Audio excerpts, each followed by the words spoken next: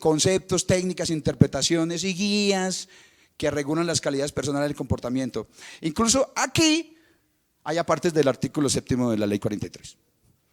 Pero seguidamente dijo, pues metió la estructura de las normas de aseguramiento que emite esa Junta de Estándares Internacionales de Auditoría y Aseguramiento. Entonces, por eso ahí están metidas las normas de ética, las normas de control de calidad, las de información financiera histórica, que incorporan las de auditoría y las de revisión, y las otras normas de aseguramiento. Ojo, aquí hay un tema que no está, y es el de los servicios relacionados. Y ahí hay un reto inmenso. Yo me he puesto a mirar quiénes en Colombia son los que son revisores fiscales. Entonces yo he hecho algunos cálculos con la información que hemos tenido. Y digo, bueno, que hayan 60.000 contadores que en Colombia hacen revisoría fiscal. ¿Dónde están los otros 200? Porque, ojo, el aseguramiento casi que se hace a través del revisor fiscal, porque puede haber aseguramiento a través de contadores que son distintos de revisores fiscales, auditorías externas, pero ese es más bajo, ¿sí? Entonces estarían, dentro de esos 200 que habrían algunos que hacen aseguramiento distinto de revisoría fiscal, pero hay muchos que están en las empresas. Y yo me temo que más de la mitad están en empresas. Y una cosa, un reto grandísimo que tenemos es qué es lo que deben considerar los contadores que están en las empresas. Ojo, los que están en las empresas. ¿Por qué? Porque en las empresas está el contador jefe, que es el que firma, pero detrás hay un poco de contadores. Y los que apoyan la administración en control interno, en auditoría, en todos estos temas, eso es como la pasan, ¿sí? Ahí el doctor Moya refería el código de ética reestructurado. Les quiero decir que en ese código de ética reestructurado ahí se desarrolla un tema que es el cumplimiento de disposiciones legales y reglamentarias, y allí claramente ese cumplimiento se aplica tanto para los contadores que están en las empresas, sean principales o no, y los contadores que están prestando aseguramiento. En esa norma, si ustedes lo han visto, pues aquellos que prestan aseguramiento tienen unas normas de aseguramiento, unas normas de independencia muchísimo más rigurosas. Aseguramiento entendido como el tema de auditoría, de revisión y otros trabajos de aseguramiento, porque los servicios relacionados no son aseguramiento. Por eso hay un reto grandísimo, y es el de establecer qué normas profesionales son las que aplican a aquellos que no dan aseguramiento, y también qué pasa con aquellos que dan aseguramiento, auditoría, revisión, otros, pero que hacen otros trabajos distintos de aseguramiento. Ahí existe un reto grandísimo frente a eso, y eso será un tema que tendremos que mirar. Esta es la estructura de las normas que nosotros tenemos hoy, pero respecto de retos y desafíos, pues tenemos una estructura muy fuerte. Hoy podemos decir que nuestras normas van a quedar ajustadas casi que a la versión 2018, aun cuando pueden haber ciertas divergencias frente a ello. También existe una agenda, ojo, igualito que en las NIF, también existe una agenda. Y allá hay unos temas que son fundamentales, los cuales usted puede acceder aquí. Pero retos grandes que tenemos frente a esto. Ya me pasaron por ahí la tarjeta amarilla. 1, revisoría fiscal y auditoría. Yo no diría, es más bien revisoría fiscal y aseguramiento. Bueno, yo no sé si ustedes conocen, hay una propuesta de Superintendencia de Sociedades y hay un documento que generó el Consejo con otras personas que estuvimos trabajando sobre cómo hacer para que la revisoría fiscal siga existiendo, pero para poder que ella pueda desarrollar bien su trabajo es necesario que los marcos técnicos que han sido expedidos se alineen con los requerimientos que hay del revisor fiscal. Uno fundamental, porque ahí hay toda una discusión si el revisor fiscal da aseguramiento. Nosotros hemos concluido que el revisor fiscal hace trabajos basados en afirmaciones porque es algo que otro ha hecho. Porque si él lo hiciera, no podría ser revisor fiscal.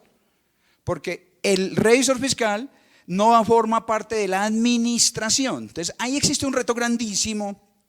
Cuando, por ejemplo, a un revisor fiscal le piden que certifique, porque él es contador, pero es independiente, qué tiene que hacer y cómo tiene que hacerlo.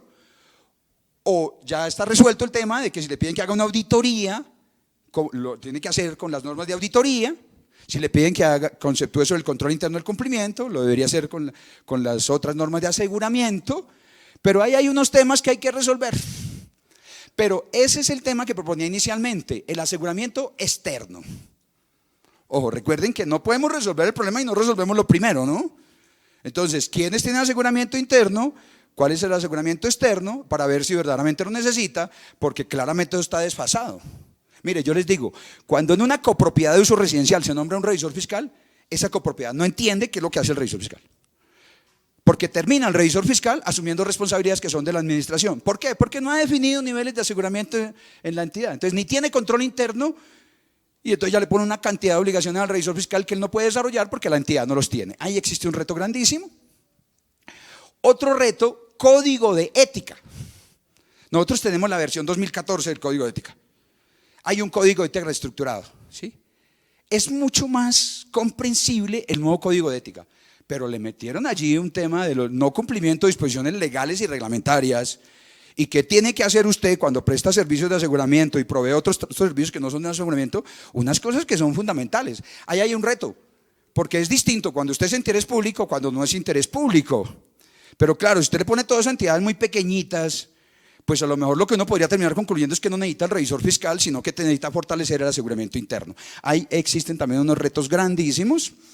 Aquí están los temas.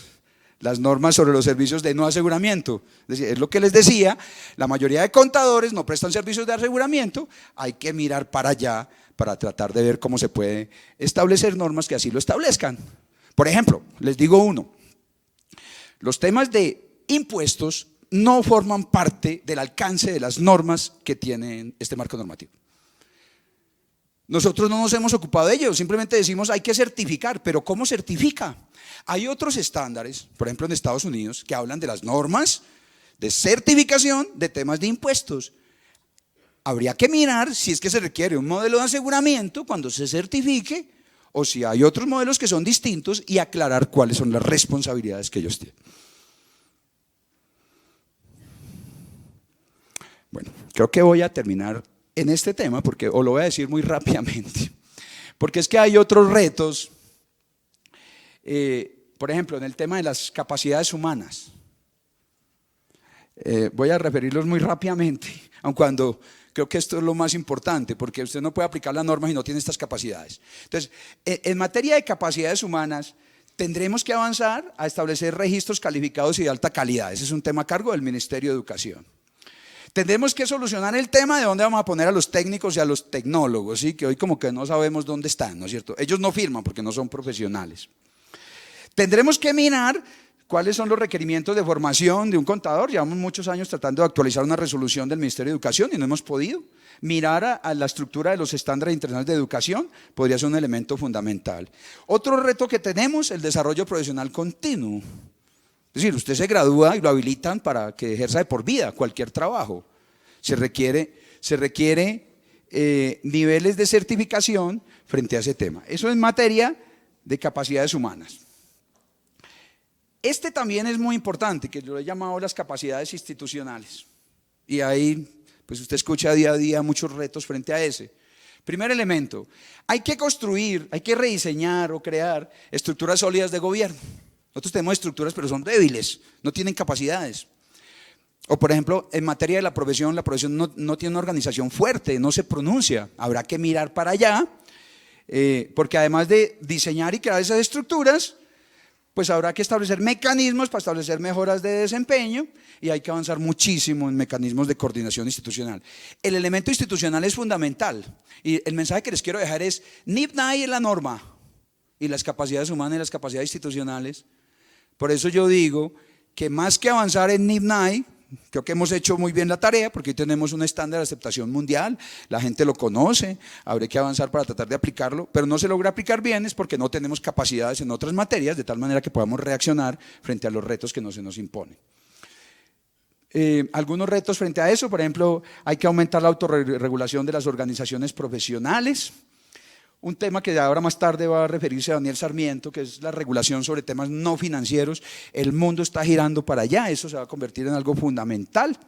Y otro tema es, los contadores tenemos que avanzar hacia certificaciones, porque es que no puede ser que un contador recién graduado pueda desarrollar todas las actividades relacionadas con la ciencia contable. Hay temas que requieren un nivel de certificación distinto y dejar que cualquiera lo pueda elaborar, pues eso genera la desacreditación de la profesión.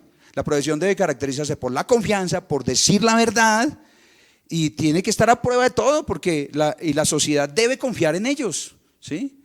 Si no tenemos esos niveles de especialización, yo creo que seguiremos teniendo problemas en el futuro. Muchísimas gracias por su atención y que ojalá tengan un feliz día.